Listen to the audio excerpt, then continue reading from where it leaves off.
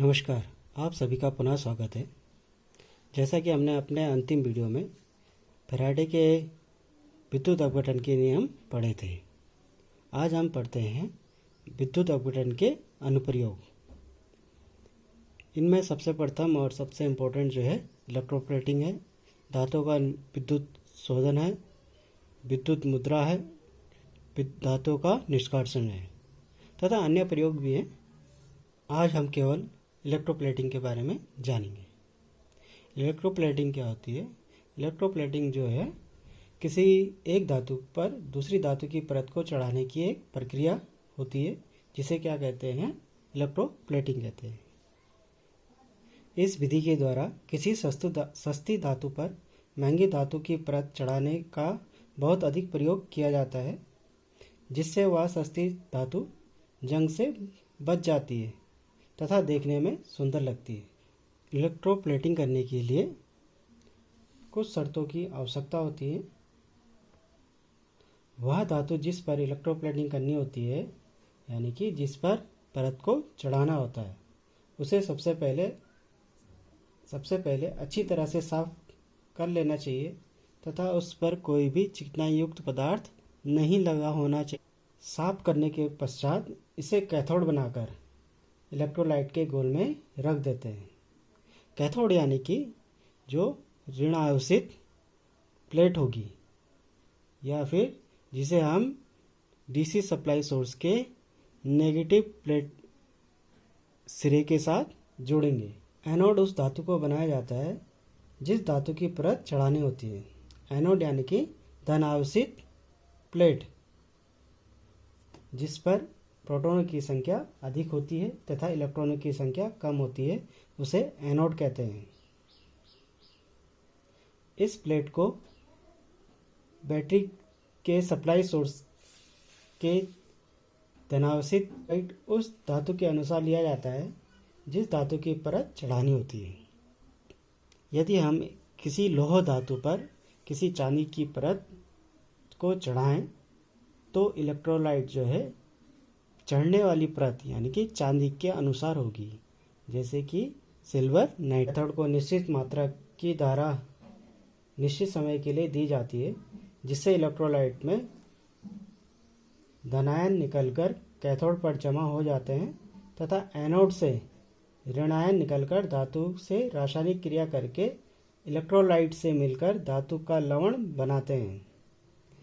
जब आवश्यकता अनुसार परत की मोटाई प्राप्त कर ली जाती है तो सप्लाई को बंद कर दिया जाता है, ताकि मजबूत और साफ सुंदर धातु तैयार की जा सके। यही प्रक्रिया क्या है? इलेक्ट्रोप्लेटिंग की प्रक्रिया है। इलेक्ट्रोप्लेटिंग प्रक्रिया के लिए जो हमारी सप्लाई सोर्स होती है वो हमेशा डीसी का प्रयोग किया जाता है। अर्थात यहाँ पे जैसे कि यहाँ पे इस सर्किट के अनुसार हमारे पास एक डीसी जनरेटर सेट है। यहाँ पे हम बैटरी सोर्स भी लगा सकते हैं तथा यदि क्या हो हमारे पास डीसी जनरेटर सोर्स या बैटरी सोर्स ना हो तो हम एसी सप्लाई से भी ले सकते हैं, लेकिन उसे एसी से डीसी में परिवर्तित करना पड़ेगा, जिसे हम क्या करेंगे? किसी रेक्टिफायर सर्किट के द्वारा एसी से डीसी में दिए गए सर्किट के अनुसार ही हम अपने सर्किट को तैयार करेंगे। एनोड और कैथोड की प्लेट। एनोड यानी कि धनायन प्लेट, जो कि हमारे सप्लाई सोर्स जो कोई भी है हमारे पास, चाहे हमारे पास जो है एसी सप्लाई से रेक्टिफायर सर्किट के द्वारा डीसी सप्लाई प्राप्त हो रही है या बैटरी सोर्स के द्वारा प्राप्त हो रही है या जैसे कि यहाँ पे जनरेटर सेट के द्वारा प्राप्त हो रही है, जो इसका पॉजिटिव सिरा होगा उसी को हम क्या करेंगे? एनोड वाली प्लेट के साथ जोड़ेंगे। एनोड वाली वो प्लेट है जिसके द्वारा हमें परत को चढ़ाना है तथा सप्लाई सोर्स के नेगेटिव सिरे के द्वारा हम कैथोड प्लेट को जोड़ेंगे, जिस पर कि हमें परत को चढ़ाना है। जैसा कि हमने पहले भी बात की कि यदि लोह धातु पर चांदी की परत को चढ़ाना हो तो लोह धातु को क्या करेंगे? हम कैथोड पर रखेंगे, क्योंकि लोह धातु पर हमें क्या करना है? चांदी की परत को चढ़ाना है तथा एनोड सिरे पर वो क्या करेंगे, हम चांदी की प्लेट को रखेंगे, जिसके द्वारा क्या है, लोह धातु पर प्लेट चांदी की परत को चढ़ाना है।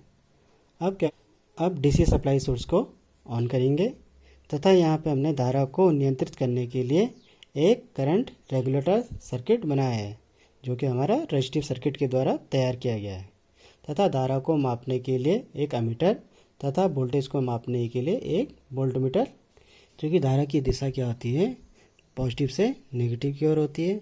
अतः जैसे ही धारा क्या होगी, प्लेट के द्वारा इलेक्ट्रोलाइट में से जाएगी, तो एनोड के जो अतिरिक्त अवशिष्ट वाले इलेक्ट्रॉन होंगे वो क्या होंगे, विलयन से होते हुए नेगेटिव प्लेट पर आ जाएंगे, अर्थात चांदी के जो कण होंगे वो लोह धातु पर आ जाएंगे और वो क्या करेंगे, अपनी एक परत, जिसके द्वारा लोह धातु पर चांदी की परत को, यही प्रक्रिया इलेक्ट्रोप्लेटिंग की प्रक्रिया कहलाती। एक और इम्पोर्टेंट बात, इलेक्ट्रोप्लेटिंग के लिए लो प्रेशर डीसी सप्लाई प्रयोग की जाती है।